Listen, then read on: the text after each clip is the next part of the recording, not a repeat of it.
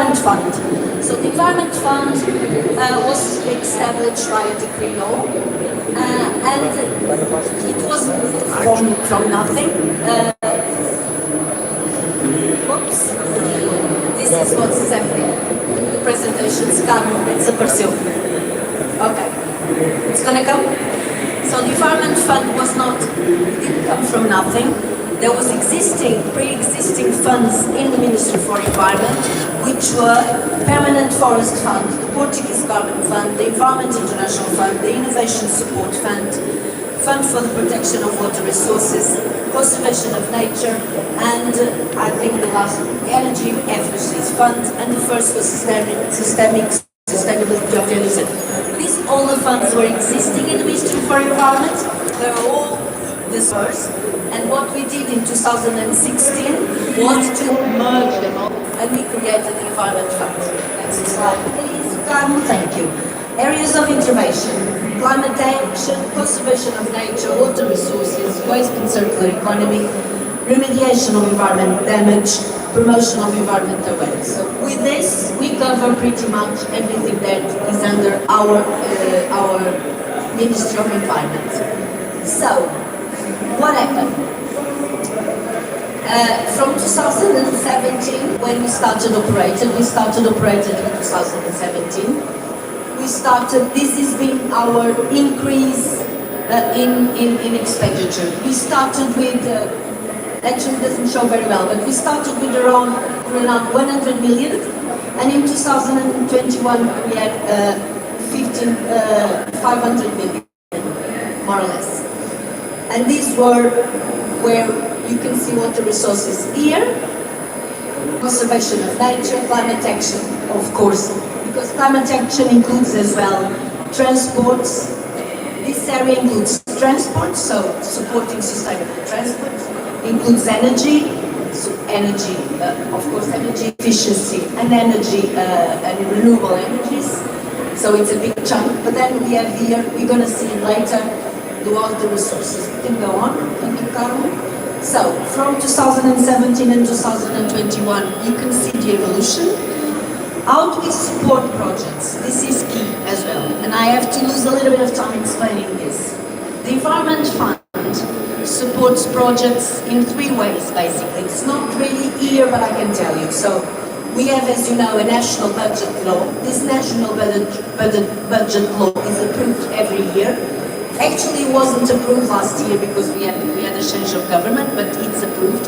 And that national budget law approves everything that's expenses and recipes of the national budget, and also the expenses and recipes of the provision of the Environment Fund.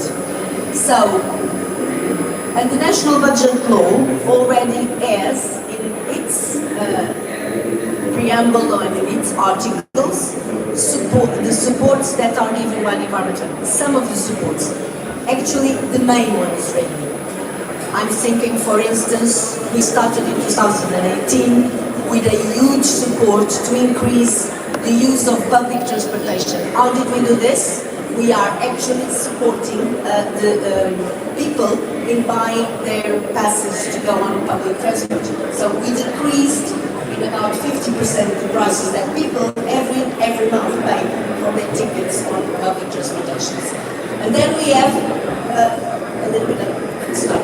And then we have also open calls, and we have also protocols that we celebrate directly with public,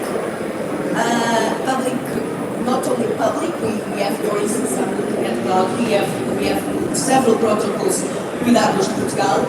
We have protocols with the Inspector General. We have protocols with Portuguese Environment Agency. All of these protocols are celebrated to support projects that they have to increase climate action. So, water resources, this is basically what we've been doing. Some of the projects that we've been supporting, river rehabilitation.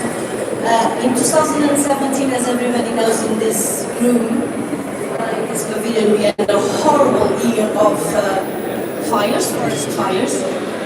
And the fund is very agile in it, because that's one of the characteristics of this fund. This fund can be activated very, very quickly. So So we had huge forest fires in the central region of Portugal. In 1 week, our money was getting to the municipalities to fight and to address river rehabilitation, because as you know, rivers are very, very important to prevent forest fires. Reinforcement of water supply subsystems, for instance, one in Alvalva, monitoring of intensive livestock discharges, technological update of the hydrometric network for dam monitoring. That's just some of the examples. And of course, lots and lots of projects in education for environment or sensibilization for environment, as you wish to call it. Okay, next slide. So the water tariff support as well for public water services sustainability. It's a very, very important support, as you can imagine. And we were talking in a session today previously. One of the big challenges of the water sector is actually its own sustainability, and the Environment Fund is helping that sustainability. And this has been the way it is acting from 2017, of course. As if we have more receipts, we can expand more and we can help this sector even more. This is directly to the institutions. Next slide, please. Okay, what we're going to do in 2022, that's our provision after the national budget is approved. Actually, we're not waiting for the national budget approving, we are already actually supporting, because the ministry decided to do it quickly.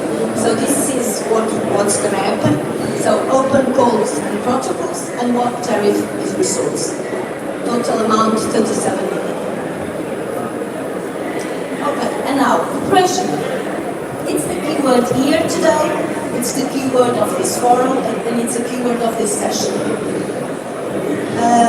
Cooperation, we do cooperation, and we want to do more cooperation with you, actually. So in 2017, when the fund was created, we announced that 10 million euros for the period of 2007 to 2020 to support, in particular, Portuguese-speaking countries on the implementation of the Paris Agreement.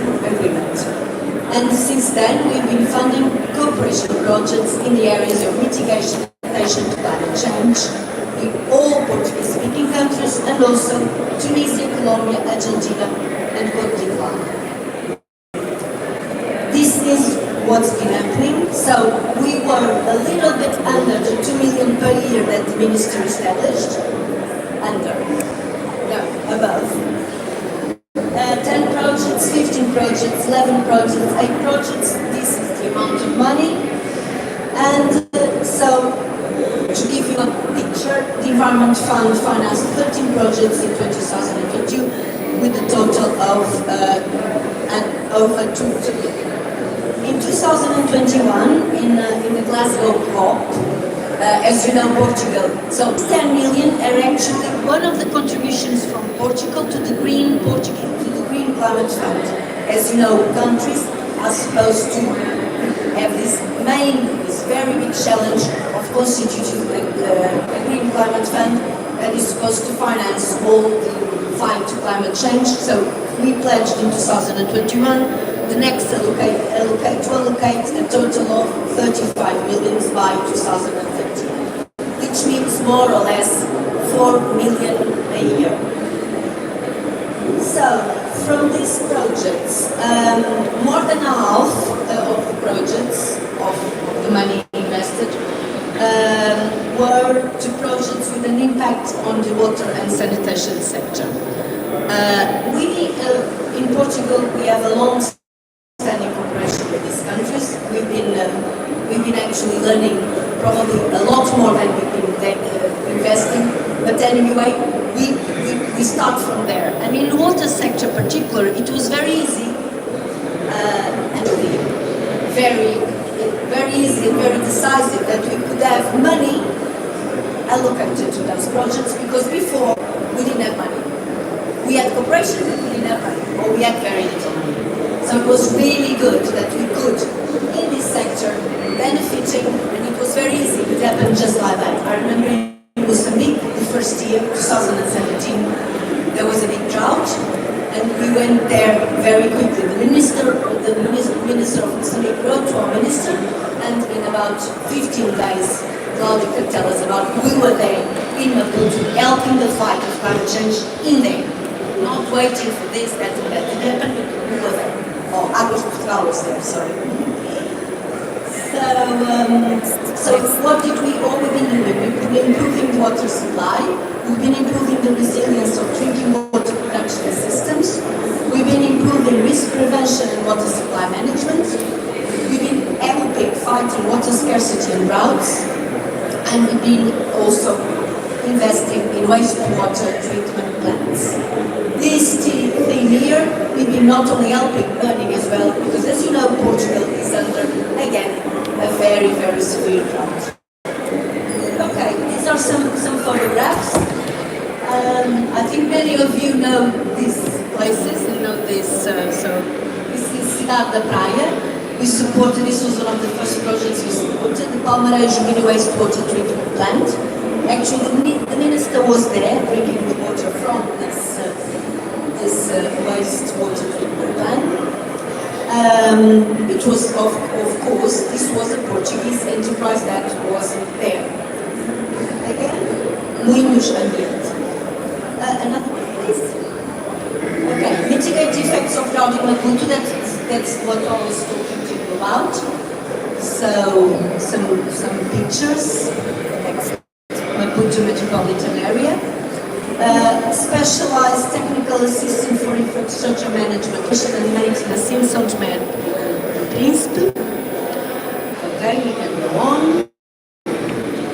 So, basically, and to conclude, since its creation, the Environment Fund has established itself as the main instruments for support of environmental policy in Portugal, financing projects in its various areas of intervention, but also as an instrument for international cooperation. Being governed by the inalienable principles of the rational use of its resources, the encouragement of best environment practices, and primarily the rigor and transparency of its execution. All the accounts of the Environment Fund, of course, and by law in Portugal is like this. We have to do a report, we have to present the report until April, we have to do the account, we have to show that we've been, what we have done with this money, what are the results, what are the impacts, and even what was the, and even because it's mainly a national fund, what is the contribute of the Environment Fund to become, for Portugal to become carbon neutral. In the Environment Fund, we count on everyone. This is our, actually, see, this is our thing. We count on everyone to make this path towards a more sustainable and equitable world, and we believe synergies can be created with work of international financial institutions. Before I pass the floor to my guests, I just want to tell something that I told you before. I would like you to show us, and I'd like to work with you in showing us how can we click, and click in what sense? Environment Fund exists, we have examples, we are acting. How can we, with you, with our money, with our seed money, how can we do this clicking and scale up the projects that we've been investing? Because they are small projects, as you can imagine. How can we scale this up? Because we have money and we have the knowledge, we are there in those countries, so I think we have pretty much all the best conditions to be successful together and to work for a better and a more equitable world. Thank you very much. It was a pleasure. And I pass the floor, I don't remember the order, Diana? Joel, you are the owner of the first one. Thank you very much.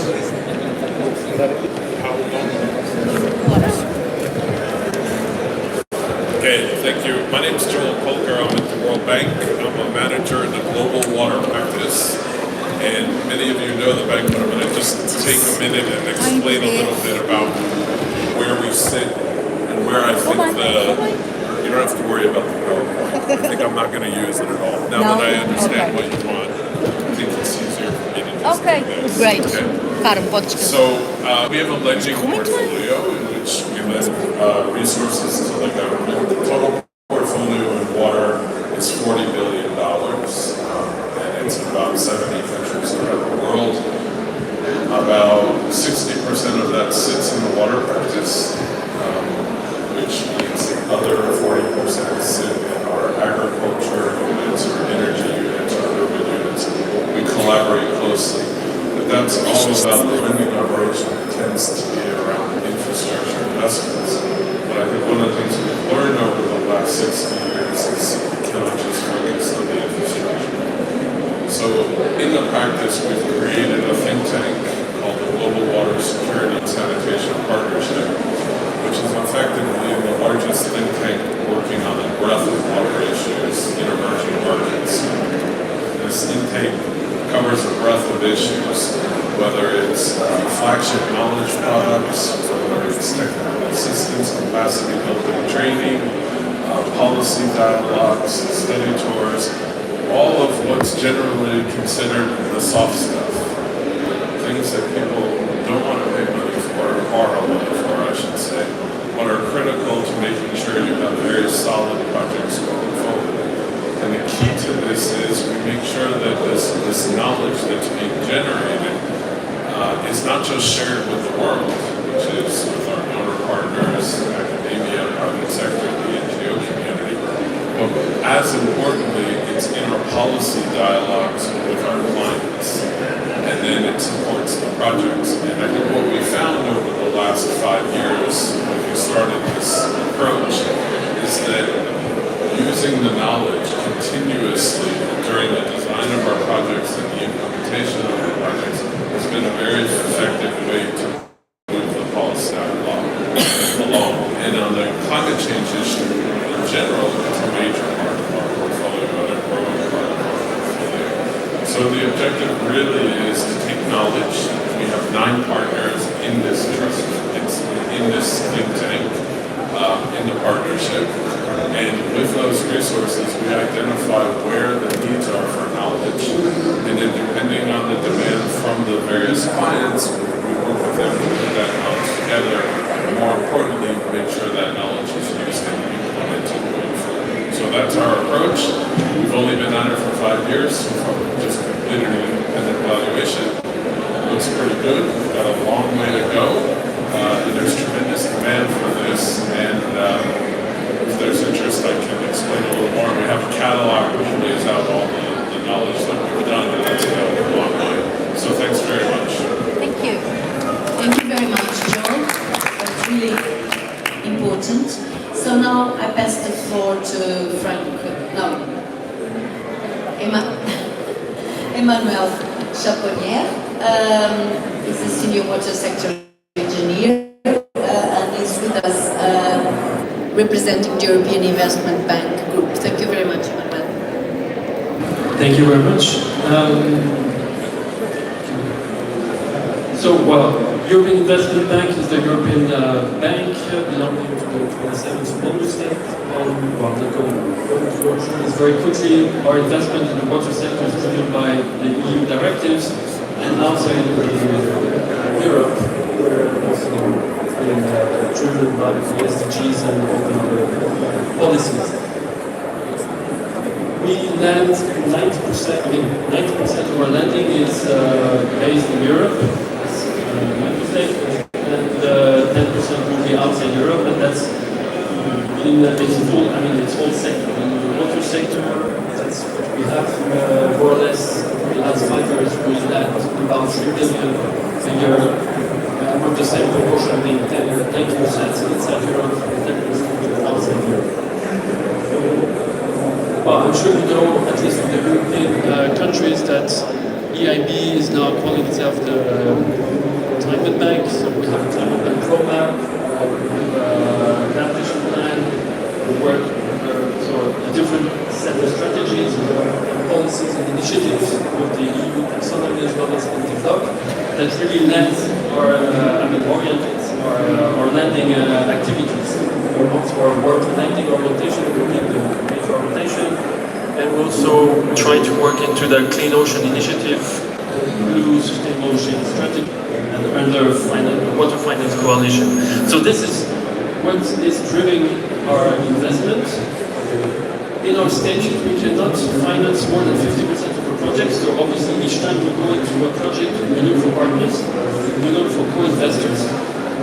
And because we're the EU bank, generally we use seed money or we use TA to prepare projects, which comes from the EU Commission. And here it's really where, given this shift or this newer goals that we have, EIB is really looking into building its pipeline into a new project that has higher climate action, better environmental sustainability.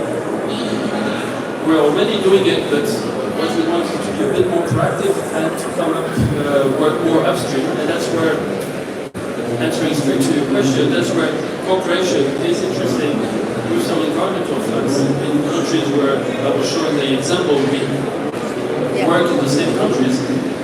We always have these difficulties in finding good projects. We do not have, as EIB, all the tools to prepare projects upstream. So this is really where a partnership with the EU Commission, where any donor can help prepare good projects that are our objectives. So I guess that's really a way of just to a small focus on the clean and sustainable portion.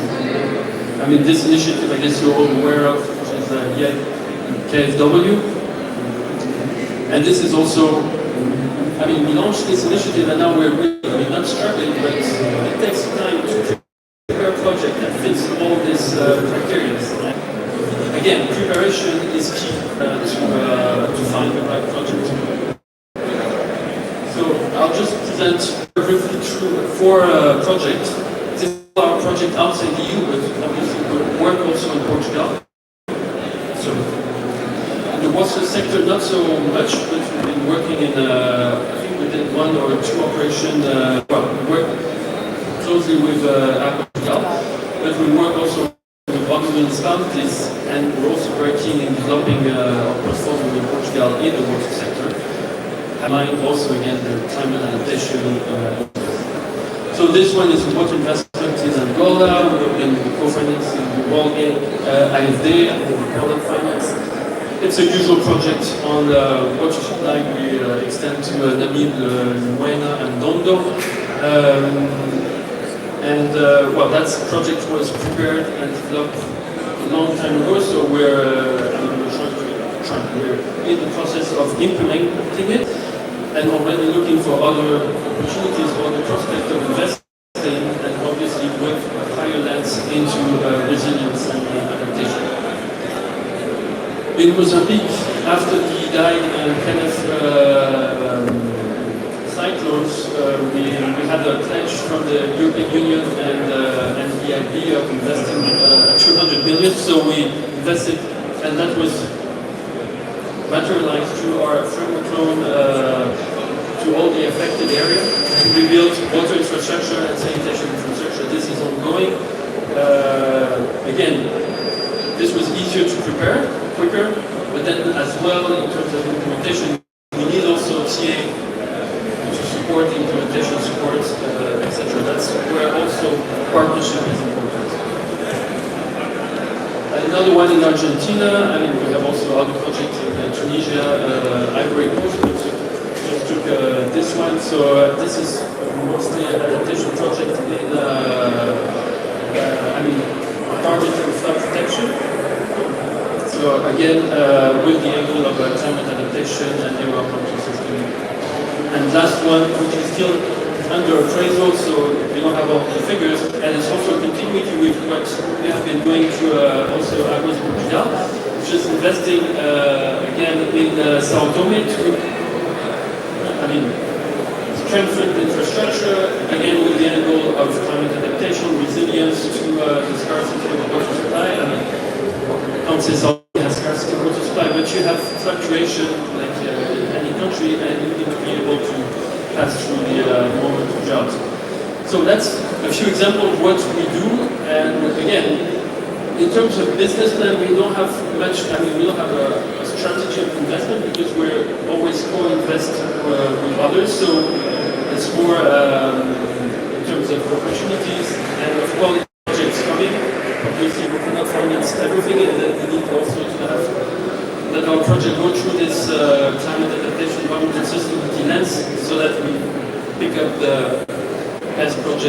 the one has the highest impact. That's where cooperation with all actors present in the sector ready to prepare projects or develop projects, and then we can come also with closing or co-financing on this project. Thank you very much. Thank you, Manuel. That was really good presentation there. Actually, that project that you mentioned, São Tomé and Príncipe, it's undergoing, and we still hope that that's going to be our first example for the Environment Fund as well. Can we scale up with a little bit, because we already had that project finished. That project for us is a finished project, but we are working with you to see if we can scale it up. Okay, now from CAF. I have the pleasure to present Frank. It's a pleasure to have you here and to share with us your ideas about how can we cooperate better. Definitely. Thank you, Alexandra, for inviting us. Frank is the head of the Water Sanitation Division at CAF, the Development Bank of Latin America. Let me start by saying that CAF in the water sector has invested around $7 billion in the last 10 years and catalyzed other $7 billion from counterparts and also from other multilateral development banks. So, summing up, it's around $14 billion in 10 years that we have invested in the water sector. I mean, half of that from CAF and the other from others. And that's the trend we've been following. Just present one of the water project operation facilities we launched 3 years ago, or actually 4. It's called the Program of Investment. It was created in December 2018 on a yearly basis through phases with $5 million of non-reimbursable resources, but just to focus on the final designs or feasibility studies in case the countries have the EPC methodology, I mean engineering, procurement, and infrastructure. So this water project operation facilities focus at the last mile of pre-investment before implementation. And it has been very successful, and that's why every year we have increased in another $5 million. So far we have 20 million in investments in final designs, and we can see the next slide, please. We work mainly in both sides as CAF, on a demand basis, because countries request from CAF to support in specific projects. That's one way, on demand basis. But the other one is to predefine with anticipation which are the projects that countries are interested in. So we support with these projects, with these studies and the final design, and we agree a sort of agreement. It's not binding, but it's an express of interest that countries are committed to continue with implementation. So as you can see in this 23 technical assistants so far, covering 2,500 studies, we have in 9 countries different studies, and they are closely related to climate resilience as well, or adaptation. Of course, we WASH, but if we see it in a broader perspective, that WASH is part of the adaptation, and to cover that, we can see that we have projects in Colombia, in Ecuador, in Bolivia, Argentina, Dominican Republic, Panama, Trinidad and Tobago, Brazil, many of them on drainage or urban drainage, and Paraguay. What's interesting to mention is that we also have a small part of this budget to have tender agents and supervision activities, because we know that these projects has to be of good quality, very comprehensive, and that's why we are hiring external supervision and also tender agents to prepare the biddings as well. So if you see, and perhaps your question would be or might be, what happens if the final studies are kept there and not going to implementation. At this moment we have around 8 projects in the process of implementation based on these studies.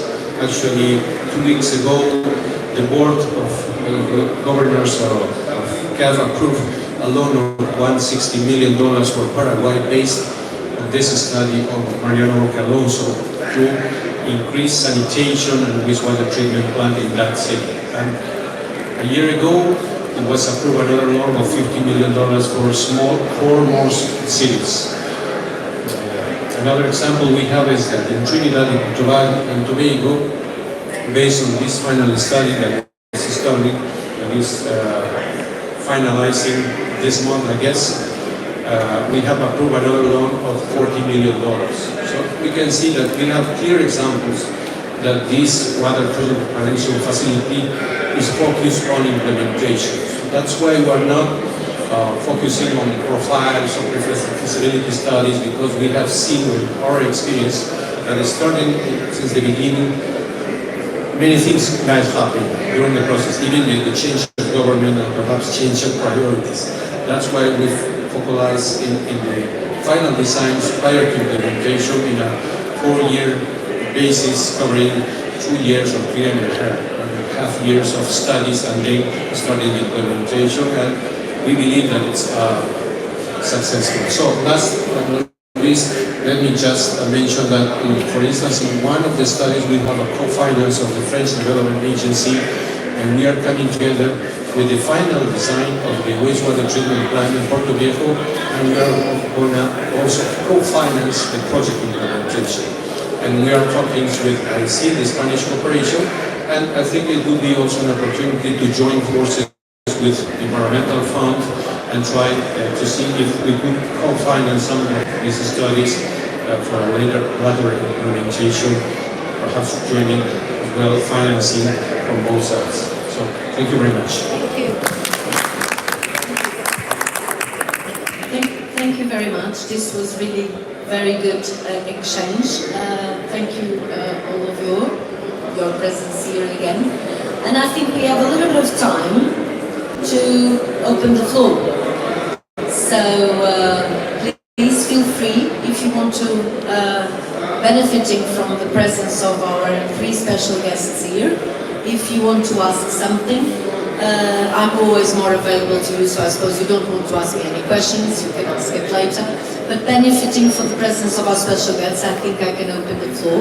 And if you have anything that you would like to ask. Thank you. Most welcome. No, we were perfect.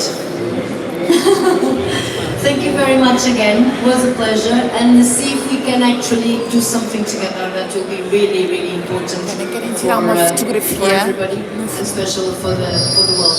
Thank you. Bye. Bye.